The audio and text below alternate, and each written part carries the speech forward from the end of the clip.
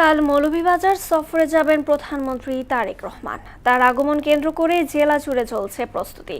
নেতাকর্মীদের মাঝে উচ্ছ্বাস এবং প্রশাসন, রাজনৈতিক অঙ্গন ও সাধারণ মানুষের মাঝে বিরাজ করছে উৎসাহ উদ্দীপনা। বিকাশ দাসের প্রতিবেদন জানাচ্ছেন মাহমুদা আক্তার। তৃতীয় ধাপের ফ্যামিলি কার্ড বিতরণের পাইলটিং কর্মসূচির উদ্বোধনে মৌলভীবাজার ও শ্রীমঙ্গল সফরে যাচ্ছেন প্রধানমন্ত্রী তারেক রহমান। রাজনগরের টেংরা ইউনিয়ন এবং শ্রীমঙ্গলের মির্জাপুরে ফ্যামিলি কার্ড বিতরণ করবেন তিনি। প্রধানমন্ত্রীর সফরকে কেন্দ্র করে নিরাপত্তা জোরদার করা হয়েছে। অনুষ্ঠান স্থলে চলছে মঞ্চ নির্মাণ, সাজসজ্জা, সৌন্দর্যবর্ধন ও অবকাঠামোগত উন্নয়ন কাজ।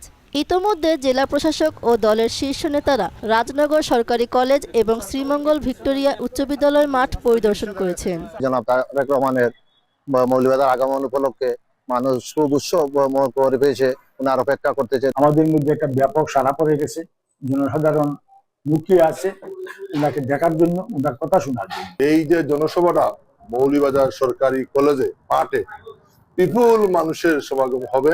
প্রধানমন্ত্রীর কাছে মৌলভীবাজার জেলার সার্বিক উন্নয়নে একগুচ্ছ উন্নয়ন পরিকল্পনা তুলে ধরা হবে বলে জানান সংসদ সদস্য এম নাসির রহমান। মাননীয় প্রধানমন্ত্রী মৌলভীবাজারের প্রতি সহানুভূতি বলেই তো উনি এখানে আসতেছেন। এই শমশেরনগর এয়ারপোর্টটা তো এতে আমি উত্থাপন করেছিলাম।